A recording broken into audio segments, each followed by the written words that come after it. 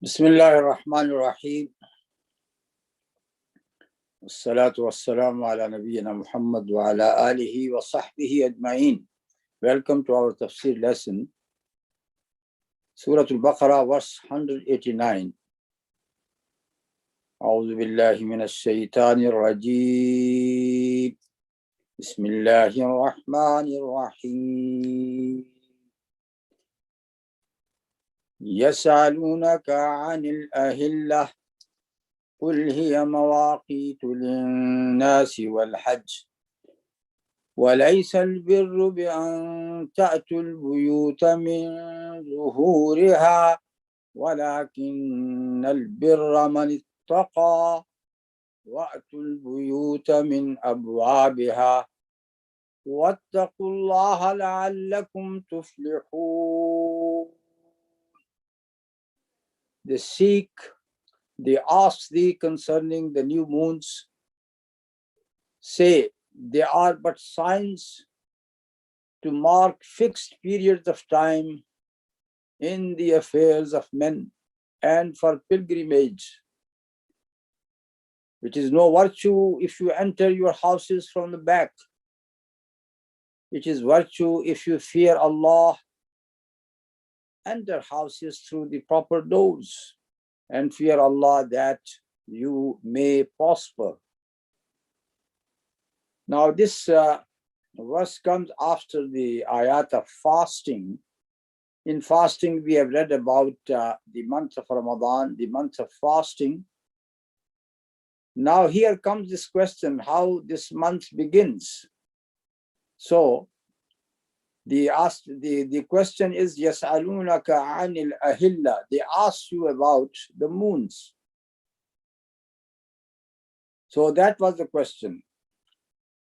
Was that question raised? Yes.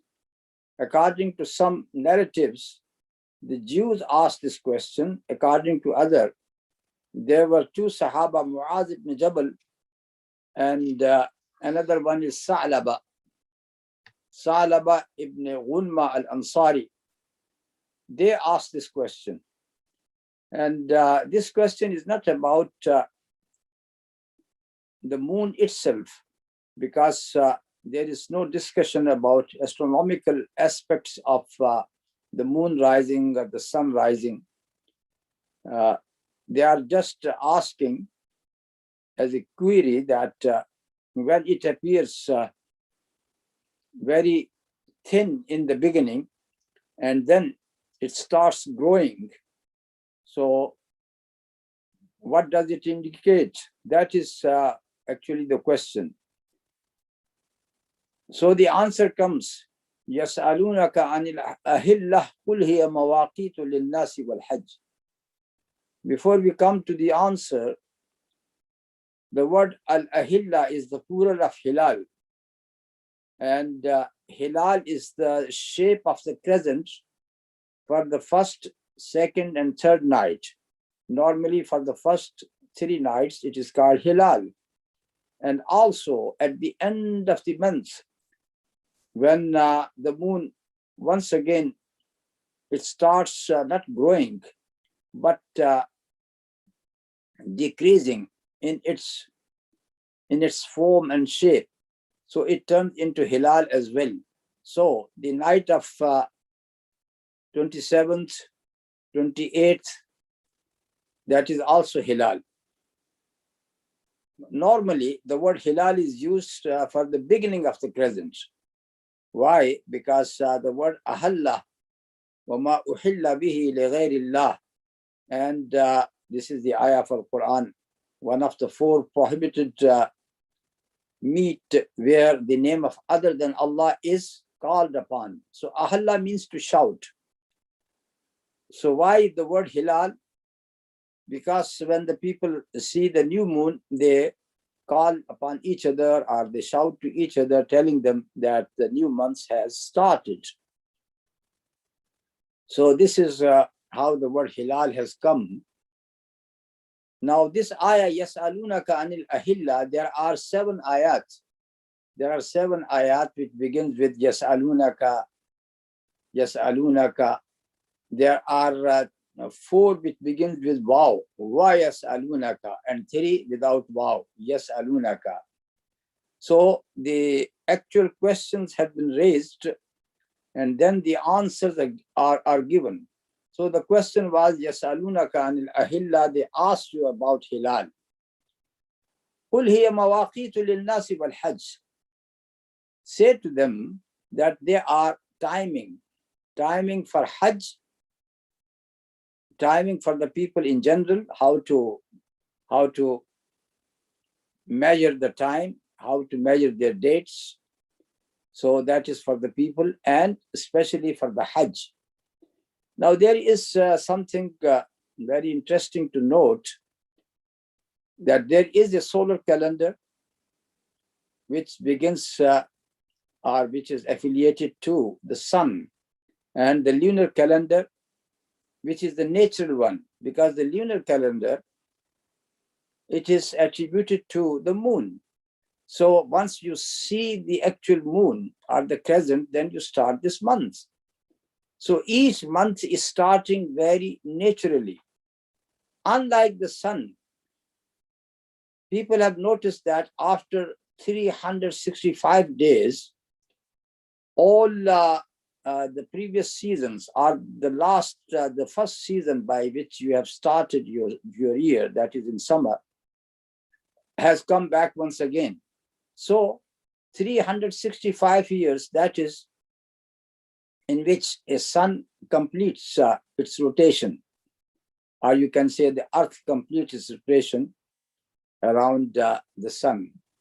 So 365 days year can be divided into 12 months if you like, even 10 months if you like, even 5 months if you like, because you have to just make the months longer if they are 10 months, more longer if they are less than 10 months. So it is not natural. The natural is the lunar calendar. And we know that between 2 crescent rising, or which is known as the new moon, there is a difference of 29 days and 12 hours and 24 minutes. So in this way, because there are 29 days and then 12 hours and then 24 days.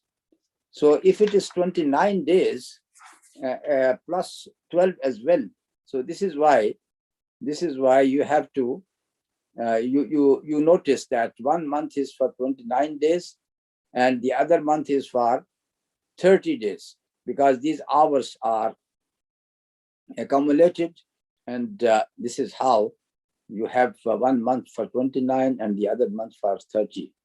Sorry, for 29 days and the other month is for 30 days. And we also notice that after each 3 years, you can say, because the lunar calendar, the lunar year is shorter by 11 days than the solar calendars. So those people who want to reconcile between 2 of them, they used to add 1 month after every 3 years. That was in Jahiliyyah practice, which is known as an-nasi, which Allah subhanahu wa ta'ala has said about it, إِنَّمَا النَّسِيُّ زِيَادَةٌ فِي الْكُفْرِ. This addition in the calendar is an addition in al-kufr. So That was the practice of Jahiliyyah, that after each 3 years, they would announce an extra month. So 1 year it would be Muharram twice. The other year it would be Safar twice. And then the other time it would be Rabiul Awwal twice. So in this way, they used to add the months. So it means that the actual timing of Hajj, because Hajj is done in Dhul Hijjah, that is lost completely. That was lost completely. And that was the time when our Prophet ﷺ has done his Hajj. That was the first Hajj after a long time, which happened in its actual time.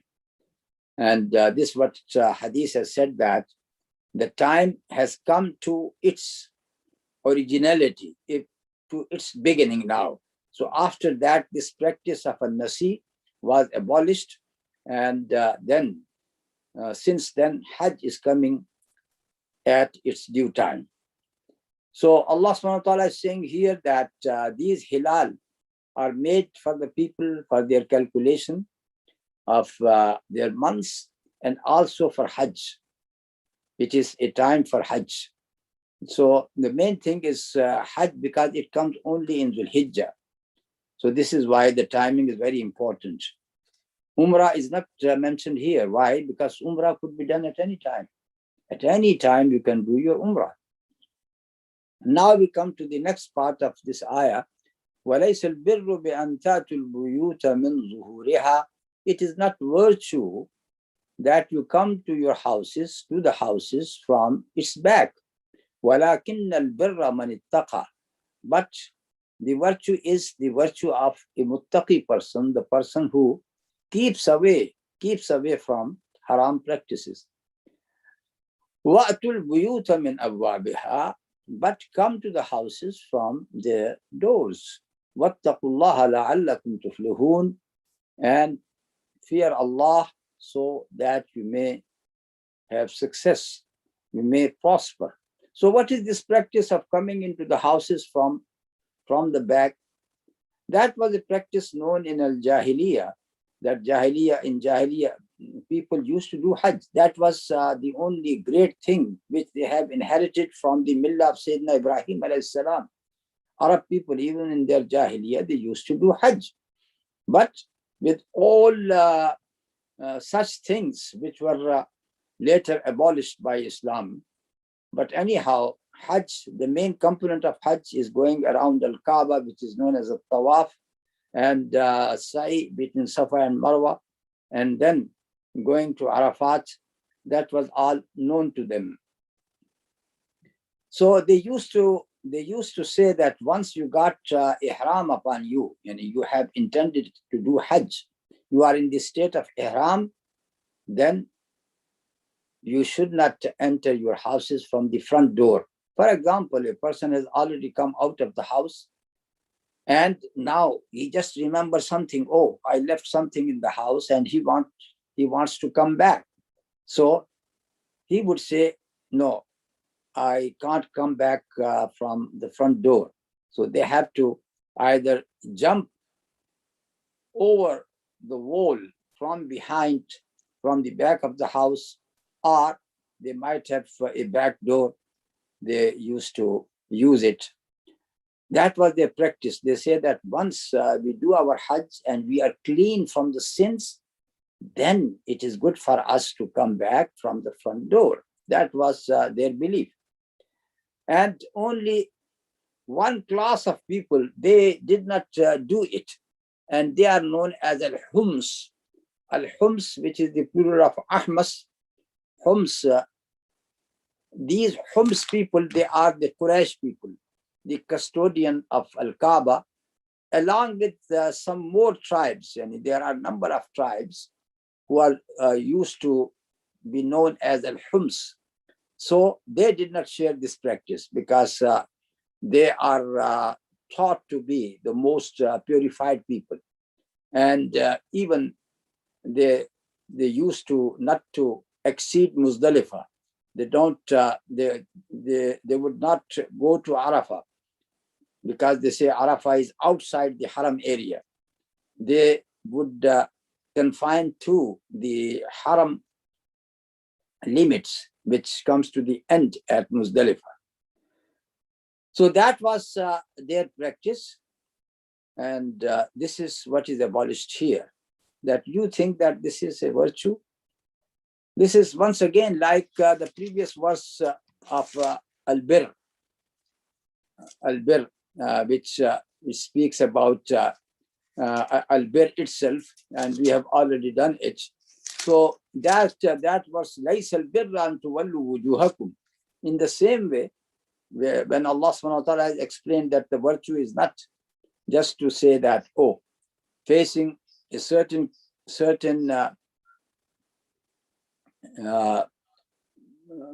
facing to east or west, that is the virtue. No, that is not virtue. Virtue is the commandment of Allah subhanahu wa ta'ala, or to implement the hudud of Allah subhanahu wa ta'ala. In the very same way, don't think that this is virtue which you are practicing, trying to enter the house from the back door.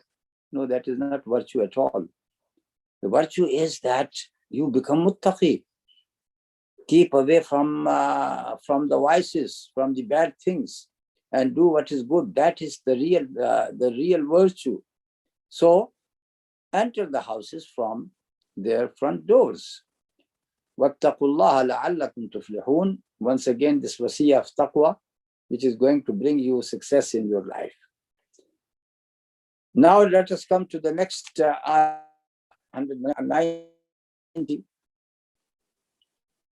190 to 193, it is all about fighting in the way of Allah subhanahu wa ta'ala. وَقَاتِلُوا فِي سَبِيلِ اللَّهِ الَّذِينَ يُقَاتِلُونَكُمْ وَلَا تَعْتَدُوا إِنَّ اللَّهَ لَا يُحِبُّ الْمُعْتَدِينَ. Fight in the cause of Allah those who fight you, but do not transgress limits, for Allah loves not transgressors. وَقَاتِلُوا فِي سَبِيلِ اللَّهِ الَّذِينَ يُقَاتِلُونَكُمْ. Now these ayat of Surah Al-Baqarah, they have been revealed at a time, that is the time of Al-Hudaybiyah, 6th of Hijrah, when Prophet ﷺ came from Medina intending to do Umrah, and then he was prevented outside Makkah at this place called Hudaybiyah. Then the Prophet ﷺ made this treaty with kuffar people that they would not do Umrah this year. They would come back the following year. So the next year when they were going for Umratul Qadha, that Umrah, which they have to do according to the agreement which has been made. At that time, they could expect any fighting because they can't trust Quraysh people. Quraysh people, they might start fighting once again. So this ayah is a preparation for them. وَقَاتِلُوا فِي سَبِيلِ اللَّهِ الَّذِينَ يُقَاتِلُونَ. And if it comes to qital, then fight. That is in the way of Allah. Only those people who fight you. وَلَا تَعْتَدُوا. But don't transgress. That is a great good teaching, good teaching which are introduced by Islam. That even when you are fighting, you only kill the combatants, not those people who are not fighting at all, like women, like children, like old people, like clerics in their churches, in their temples. That is i'tida. Don't kill them. Inna Allah la yuhibbul mu'tadeen. Allah subhanahu wa ta'ala does not love those people who transgress. So we can say that a fighting was expected. So this is why these ayat were revealed. Are these ayat the first one about fighting? No, they are not the first one about fighting. The first ayah is in Surah Al-Hajj. In Surah Al-Hajj, which says, أُذِنَ لِلَّذِينَ يُقَاتَلُونَ بِأَنَّهُمْ ظُلِمُوا وَإِنَّ اللَّهَ عَلَى نَصْرِهِمْ لَقَدِيرٌ. those people who are being fought, they are given permission to fight back. أُذِنَ لِلَّذِينَ يُقَاتَلُونَ بِأَنَّهُمْ ظُلِمُوا, because they have been persecuted, they have been subjected to zulm, injustice. And Allah subhanahu wa ta'ala is quite able to help those people. So that was the first ayah, which is known as Ayatul Qital. Ayatul Qital. And that ayah in Surah Al-Baqarah, which is a Madani Surah. 191 verse. وَاقْتُلُوهُمْ حَيْثُ سَقِفْتُمُوهُمْ وَأَخْرِجُوهُمْ مِنْ حَيْثُ أَخْرَجُوكُمْ وَالْفِتْنَةُ أَشَدُّ مِنَ الْقَتْلِ وَلَا تُقَاتِلُوهُمْ عِنْدَ الْمَسْجِدِ الْحَرَامِ حَتَّى يُقَاتِلُوكُمْ فِيهِ فَإِنْ قَاتَلُوكُمْ فَاقْتُلُوهُمْ كَذَلِكَ جَزَاءُ الْكَافِرِينَ. And slay them wherever you catch them, and turn them out from where they have turned you out. For tumult and oppressions are worse than slaughter. But fight them not at the sacred mosque, unless they first fight you there. But if they fight you, slay them. Such is the reward of those who suppress the faith. Now here, as long as the fighting has started, if the fighting has started, then you are allowed to slay them, to kill them, حَيْثُ سَقِفْتُمُوهُمْ, wherever you find them. Yani, of course, in the battlefield, that is the place where the fighting is going on. But if someone is still fighting you, not in the battlefield, in a place away from battlefield, does it mean that you can't fight them there? No, you can. The second thing is, وَأَخْرِجُوهُمْ مِنْ حَيْثُ أَخْرَجُوكُمْ. They expelled you from Makkah. Is not the case? The Muslims were expelled from Makkah. So you are allowed to expel them from where they expelled you out. وَالْفِتْنَةُ أَشَدُّ مِنَ الْقَتْلِ. And fitna is worse than the killing. What is al-fitna? Al-fitna, as we know that, the word fatana, it is a test. So fitna is a test. A person is tested because of Islam. The people in Makkah, the Muslims in Makkah, they have been tested a lot because of their Islam. They have been persecuted. So if we give this translation here, persecution, that would be more appropriate here. وَالْفِتْنَةُ أَشَدُّ مِنَ الْقَتْلِ. Persecution is worse than this killing which is now happening, or the fighting. Because fighting, of course, there are two sides. Both they are ready for fighting. So that is something acceptable. But people living in a place trying to practice their faith, and because of that they have been persecuted and oppressed, that is not acceptable at all. That stops other people to become Muslim as well. Because when they see the Muslims being targeted to killing and to oppression, that stops other people to become Muslim. So this is why it is said, وَالْفِتْنَةُ أَشَدُّ مِنَ الْقَتْلِ. These people, they have been persecuting you for such a long time. So if you fight them back or kill them, that is to bring the justice once again. Now here there is one exception, that is the sanctity of Al-Masjid Al-Haram, the sacred mosque. وَلَا تُقَاتِلُوهُمْ إِنَّ الْمَسْجِدِ الْحَرَامِ حَتَّى يُقَاتِلُوكُمْ فِيهِ. There you are not going to fight. But if they start fighting, then of course you have to defend yourself, then you can fight. Because Al-Masjid Al-Haram, why it is Al-Masjid Al-Haram, why it is a sacred mosque? Because this mosque, Al-Kaaba, is attributed to Allah subhanahu wa ta'ala. because of its affiliation to Allah, it becomes sacred. And to such an extent that you are not allowed to shed the blood around the haram area. But if this sanctity is not honored by the non-believers, and they started fighting as well, so you are not supposed to sit back or hold back. No, you have to fight as well. فَإِنْ قَاتَلُوكُمْ فَاقْتُلُوا. So if they fight you, then you kill them. كَذَلِكَ جَزَاءُ الْكَافِرِينَ. Such is the reward of those who suppress the faith. فَإِنْ انْتَهَوْا, that is 192. فَإِنْ انْتَهَوْا فَإِنَّ اللَّهَ غَفُورٌ رَحِيمٌ. But if they cease, Allah is oft forgiving, most merciful.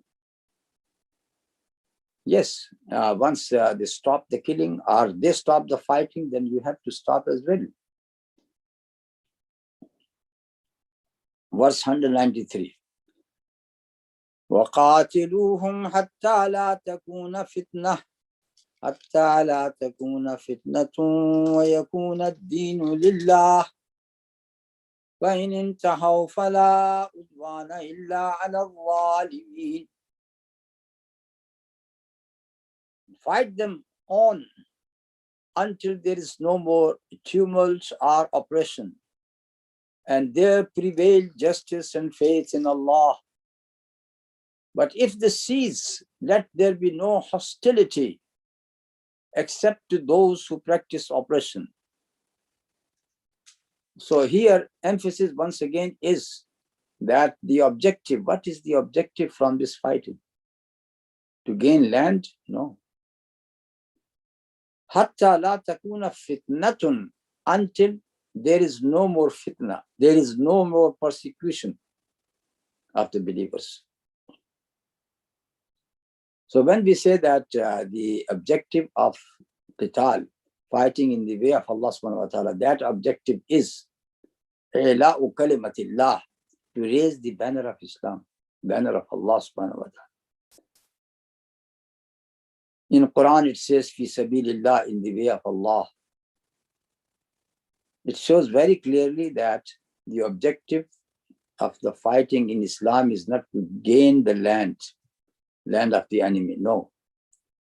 Even when Sahaba Ridwanullahi ta'ala alayhim ajma'in, they have come out of the Arabian Peninsula towards the lands of Romans and to the lands of Persians. First of all, they invited them to Islam, because those people, they were not only practicing shirk, but they have been treating their subjects with injustice. So they were invited to Islam, and they were given this choice that be a Muslim and be our brothers. And even if you don't want to be Muslims, still by accepting our authority, you can still enjoy your life in your own countries. But you have to give a poll tax, which is known as jizya. Muslims, they pay zakat. It does not mean that this is something which is forced upon them. No, Muslims, they give zakat. Those people, they don't believe in Islam, so they give jizya, the poll tax. And even if they don't accept it, then comes this third stage of fighting. And this is how this fighting took place in Roman lands and the Persian lands. And of course, even the people there in Roman areas, which were that time Syria, Sham, all the area which is now known to be Syria and Palestine and Lebanon and Jordan, that was all Roman areas. Even when the Muslims reached Egypt, that was also under the Roman law. So those people, they were thankful to the Muslims, because when they have seen the Islamic rules and the justice which was manifest in their rule, they were happy with Islam. And this is how they are Gradually they are converted to Islam. Was there any movement to force them into Islam? No, there was nothing like that at all. The people, all that area, they came into Islam by themselves, without the use of any force at all. Those who did not want to become Muslim, they are still there. In Egypt, Copts of Egypt, in Arabic, Al-Qibt, Al-Aqbat, they are still Christians. So if they have been forced to become Muslim, so why Al-Aqbat are still there? No, there was no enforcement at all. So that is the objective of fighting, that there should be no more fitna. وَيَكُونَ الدِّينُ لِلَّهِ. الدين, dana yadinu. That is when you surrender or you follow the law, that is called deen. When you do justice and give your judgment, that is a deen. Because when you give a justice, when you give a judgment, it means you are abiding by the law. So there is a concept of law with the word deen.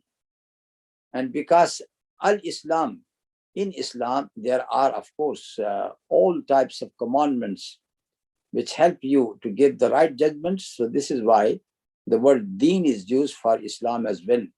Inna ad-deena inda Allahi al-Islam. وَمَنْ يَبْتَغِ غَيْرَ الْإِسْلَامِ دِينًا فَلَنْ يُقْبَلَ مِنْهُ وَهُوَ فِي الْآخِرَةِ مِنَ الْخَاسِرِينَ.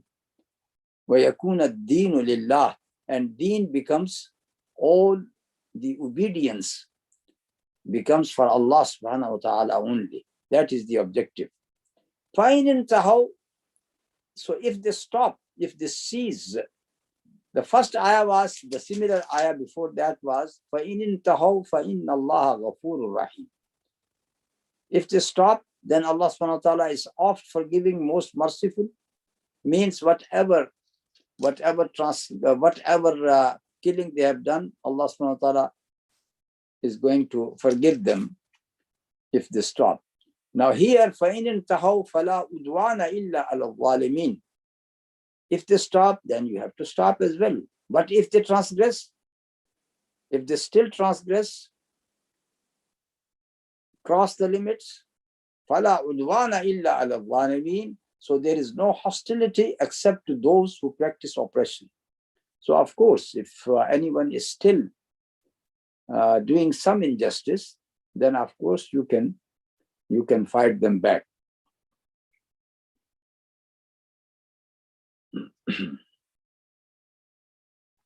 Here we can take the case of Abdul Uzza ibn Khatal, who is known normally by the word Ibn Khatal. He was a poet, and he was dead against the Prophet ﷺ, and always speaking ill. When Makkah was conquered by our Prophet Muhammad ﷺ without any bloodshed, and then it is said to the Prophet ﷺ that this place, Makkah, which is a sacred place, is declared halal for you for a limited time, in the time of fighting only. And once the fighting was over, then its sanctity comes again. So you have not to shed any blood at all. But what happened when our Prophet ﷺ came to Makkah, entered Makkah, and then he took away his head shield or head cover of which he has taken in during the fighting, and which was an indication that the fighting has come to an end. At that time, he was reported that this person, Abdul Uzza ibn Khatal, is clinging to the curtains or to the cover of Al-Kaaba, in asking for forgiveness. But all what Abdul Uzza ibn Khatal was doing throughout his life, that was just abusing the name of the Prophet sallallahu alaihi wasallam, saying bad things about our Prophet sallallahu alaihi wasallam. So the Prophet sallallahu alaihi wasallam did not forgive him. He said, even if you find him clinging to the cover of al-Kaaba, kill him. So it shows that this ayah, فَإِنْ انْتَهَوْا فَلَا عُدْوَانَ إِلَّا عَلَى الظَّالِمِينَ. So that is the few cases of those people who were known for this injustice. So their life was not spared at all.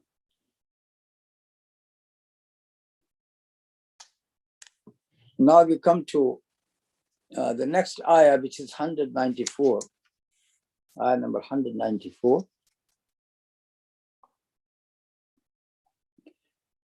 الشهر الحرام بالشهر الحرام والحرمات قصاص ومن اعتدى عليكم فاعتدوا عليه بمثل ما اعتدى عليكم واتقوا الله واعلموا أن الله مع المتقين.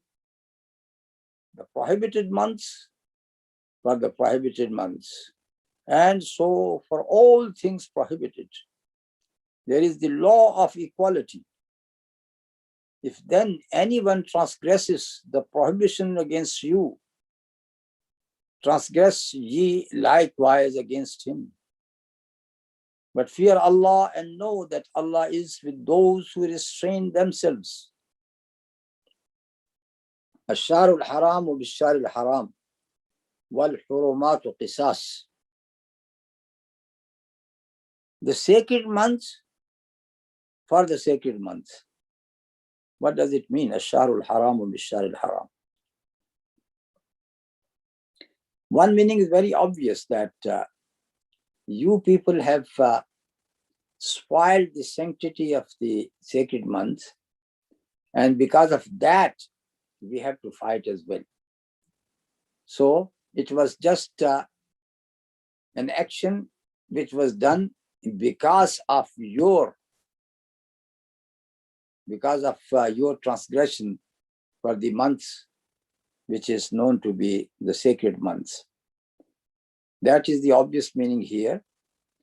And you can also say that you people, you did not allow us to do Umrah last year. That was in 6th year of Hijrah, and it was the month of Zulqaidah, one of the sacred months.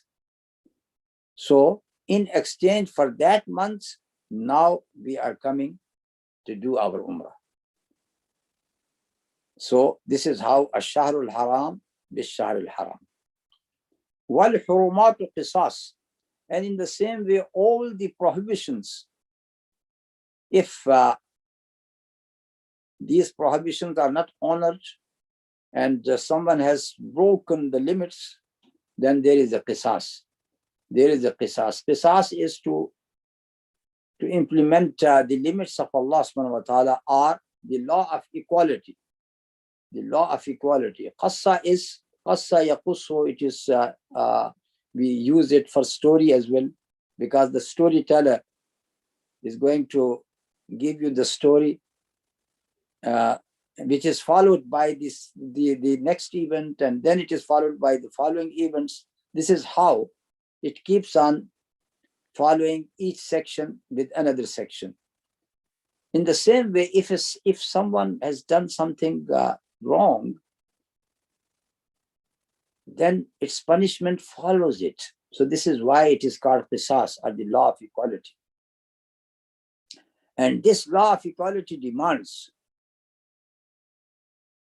فَمَنِ اعْتَدَى عَلَيْكُمْ فَاعْتَدُوا عَلَيْهِ بِمِثْلِ مَا اعْتَدَى عَلَيْكُمْ. If someone has transgressed, then you are allowed to do a similar transgression and a similar act of transgression, but don't exceed the limit.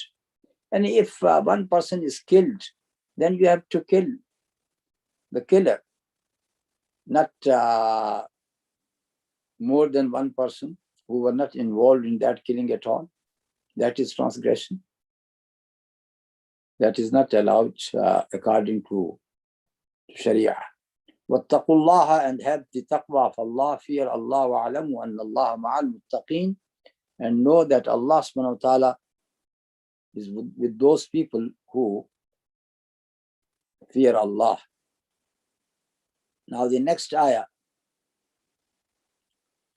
Before we move to next ayah, there is one thing which I think we have to explain once again. وَقَاتِلُوهُمْ حَتَّى لَا تَكُونَ فِتْنَةً, and fight them until there is no more fitna at all. There is no more fitna at all. Here, there is this event, or the saying of Abdullah ibn Umar. You know that in the history after Yazid, or during the time of Yazid, a Hijaz area, which is Makkah and Medina, that was controlled by Abdullah ibn Zubayr. And this is why there had been fighting between Abdullah ibn Zubayr and the forces of Yazid. So that event is related to that time. Two persons came to Abdullah ibn Umar during the time of Ibn Zubayr. And they said to him, Ibn Umar, you see what is happening? You are Abdullah ibn Umar. You are the companion of the Prophet sallallahu alaihi wasallam. Now, what stopped you to come out as well? Means you also be either support Abdullah ibn Zubayr or just defend him.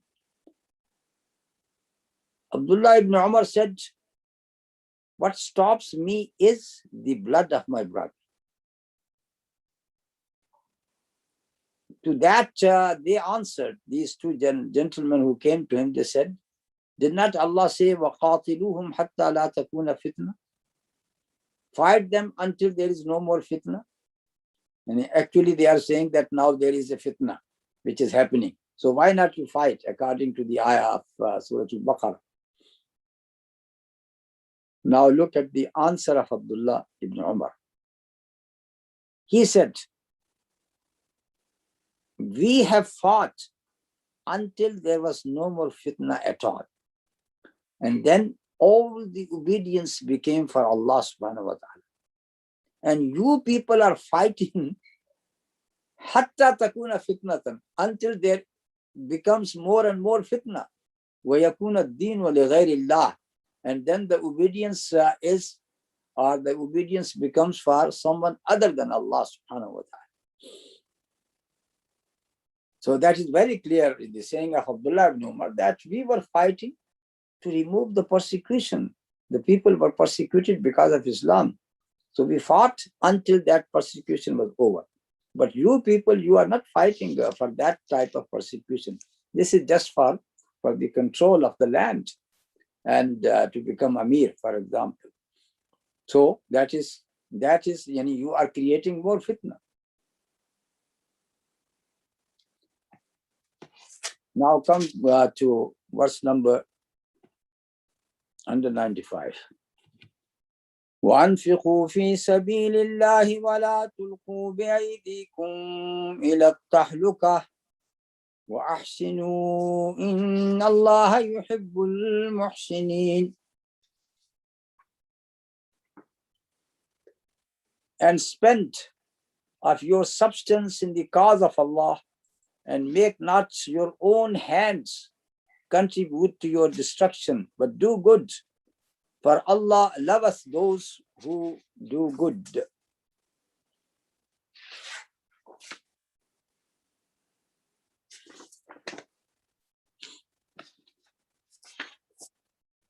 Now, and spend in the way of Allah subhanahu wa ta'ala.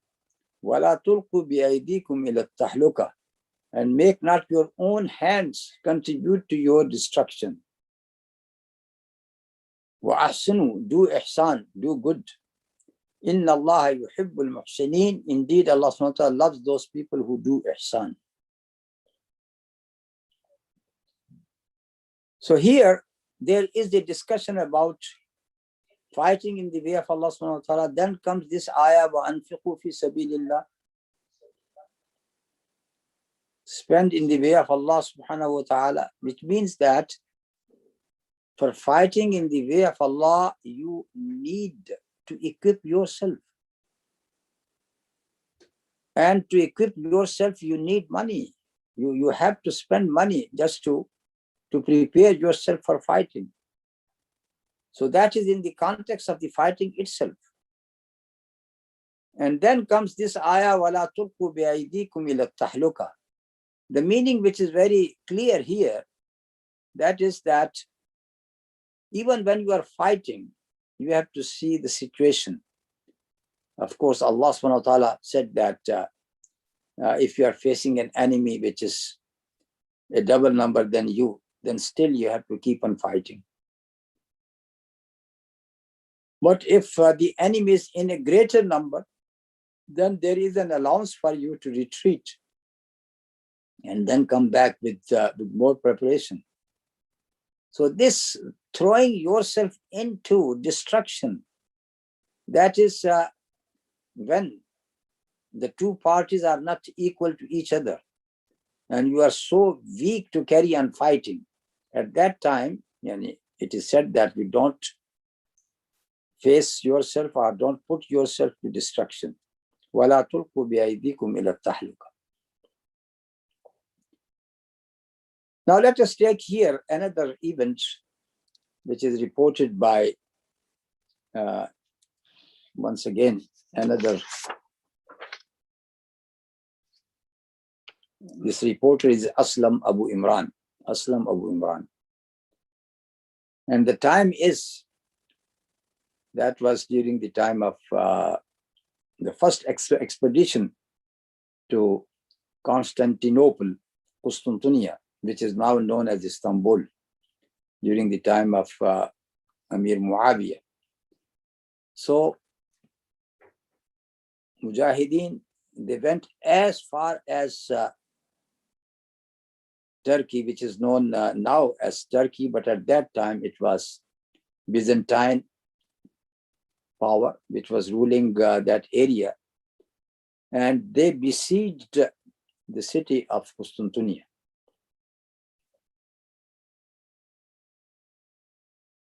At the time of that siege, the people have seen a person who was just single and who was running towards the enemy to jump upon them and to fight in their ranks.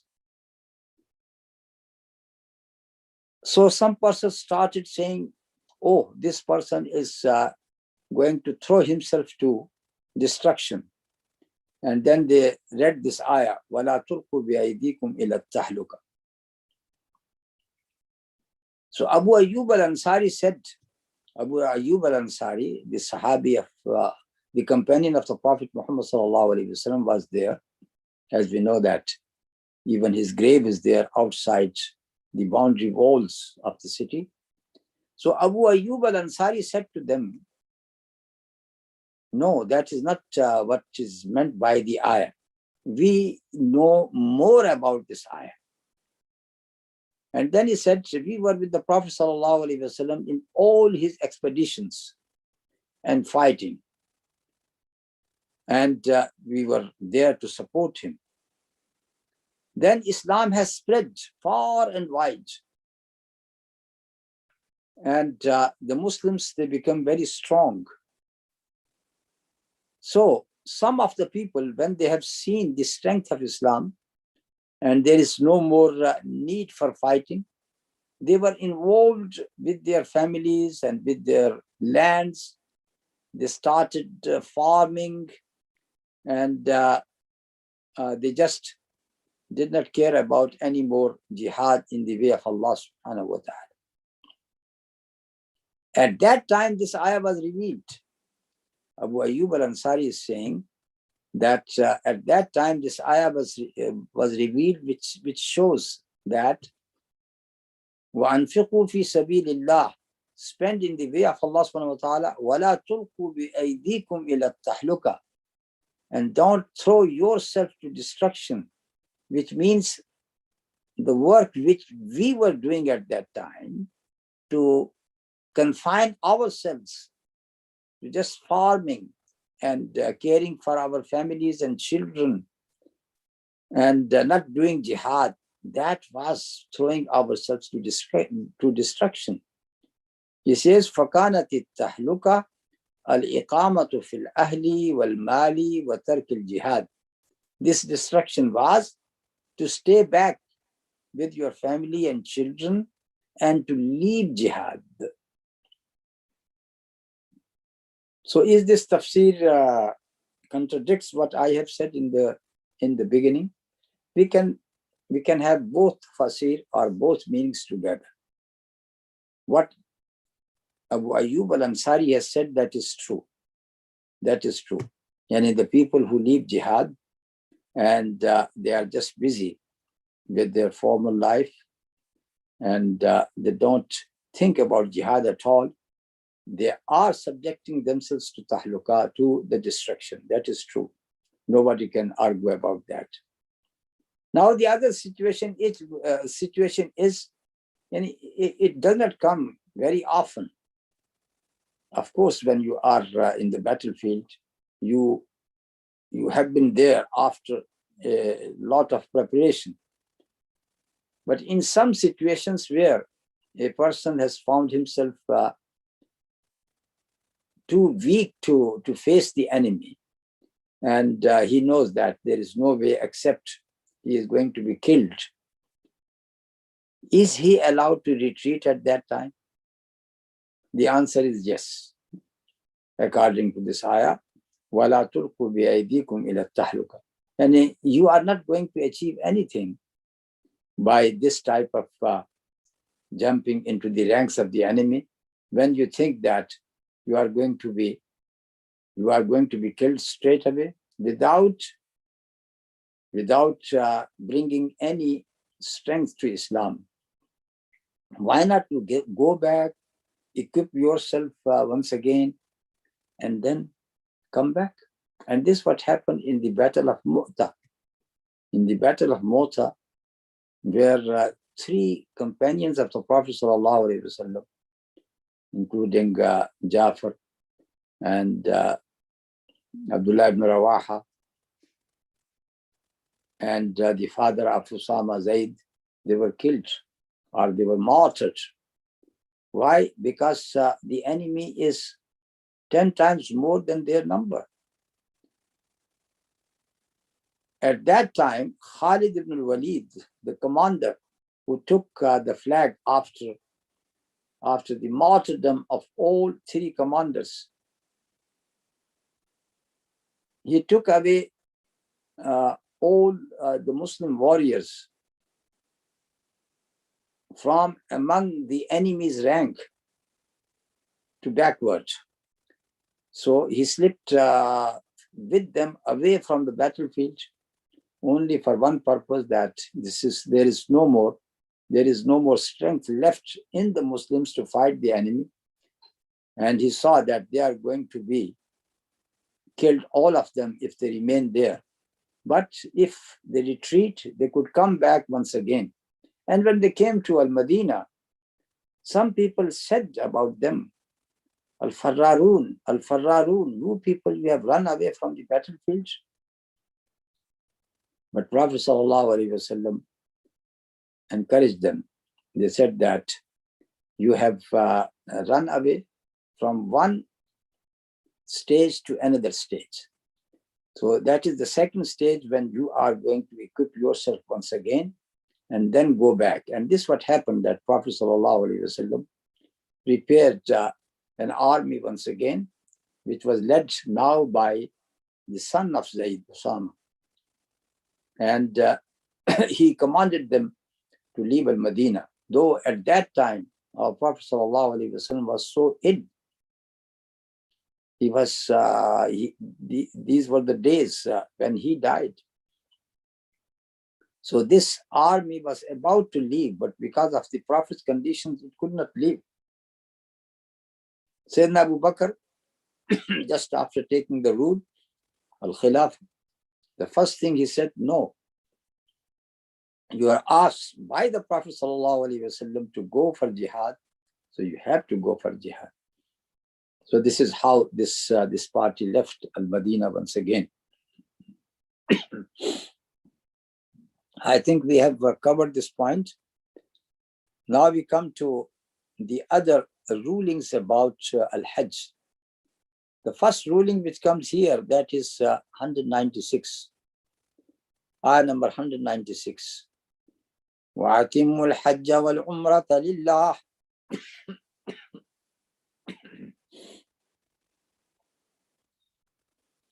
فَإِنْ أُحْصِرْتُمْ فَمَا اسْتَيْسَرَ مِنَ الْحَجِّ وَلَا تَحْلِقُوا رُؤُوسَكُمْ حَتَّى يَبْلُغَ الْحَدْيُ مَحِلَّهُ. That is a long ayah, and it got a number of ruling all about Hajj. We can, in the remaining 2 minutes, we can just have some comments upon the first part of the ayah, وَأَتِمُّوا الْحَجَّ وَالْأُمْرَةَ لِلَّهِ, and complete the Hajj and Umrah in the service of Allah. وَأَتِمُّوا الْحَجَّ وَالْأُمْرَةَ لِلَّهِ. Once again, this ayah is in the context of Al-Hudaybiyah and what happened after Hudaybiyah. These mushrikeen people, they stop you from doing Hajj and Umrah. So, are you doing Hajj and Umrah for them, for their sake? No, you are doing it for the sake of Allah subhanahu wa ta'ala. So, if you intend to do it, then complete it. And this what happened. The Prophet sallallahu alaihi wasallam, who was prevented from Umrah in the year 6th of Hijrah, after the settlement and agreement with Quraysh people, he came the following year, the 7th of Hijrah, and then he completed his Umrah. That was not Hajj, that was Umrah at that time. That is one thing. The second thing is, وَأَتِمُّ الْحَجَّ وَالْأُمْرَةَ لِلَّهِ. Al-Itmam, Imam Malik says it means that if you have started a worship, then you have to complete it. So if you have started the worship of Hajj or Umrah, then you have to complete it. So he says that these 7 forms of worship, if you start, you have to complete them. The prayer and the fasting and the itikaf and tawaf and Umrah and Hajj and al-i'timam, following the Imam. And once you are behind the Imam, you have to complete the prayer behind that Imam. So he says that these are the 7 things which you have to complete. Why he's saying that? He says that this ayah is not giving us the ruling about Hajj and Umrah that they are obligatory. Because that ruling is given, وَلِلَّهِ عَلَى النَّاسِ حِجُّ الْبَيْتِ مَنِ اسْتَطَاعَ إِلَيْهِ سَبِيلًا وَمَنْ كَفَرَ فَإِنَّ اللَّهَ غَنِيٌّ عَنِ الْعَالَمِينَ. That is Surah Al-Imran. That has been given separately, and there is only one Hajj is mentioned. وَلِلَّهِ عَلَى النَّاسِ حِجُّ الْبَيْتِ مَنِ اسْتَطَاعَ إِلَيْهِ سَبِيلًا. So he says that this ayah is not giving the ruling. It only says that if you start that Hajj or Umrah, then complete it. So according to Imam Malik, the obligation of Hajj comes from the other ayah. And as far Umrah is concerned, that is Sunnah. According to Imam Shafi'i, he says that this ayah is speaking about the obligations. So it means Hajj is wajib because you have to complete it, means that it is wajib upon you. So Hajj is wajib upon you and Umrah is wajib upon you. So that was the argument which is given by both of them, and from the same word, atimmu. Anyhow, there are 3 types of Hajj, as we know: Qiran, Tamattu, and Ifrad. Ifrad is that Hajj which is a single Hajj, no Umrah at all. So even those people who believe that that Umrah is not a part of Hajj, they say that it is a Sunnah, you can do it at any time. If you have not done it with the Hajj, then no problem at all. You can do it at any other time because it is just Sunnah. And those who say that it is a part of Umrah is also obligation, they would say if you do Tamattu, Umrah is included. If you do Qiran, Umrah is included. And if you do Ifrad, then you have to do Umrah after Hajj or any time whenever you come back once again. So we have covered only this part of Ayah, and the whole Ayah, inshallah, is to be explained later in our next lesson. Wa sallallahu ta'ala ala nabiyyina Muhammad wa ala alihi wa sahbihi ajma'in. Assalamu alaikum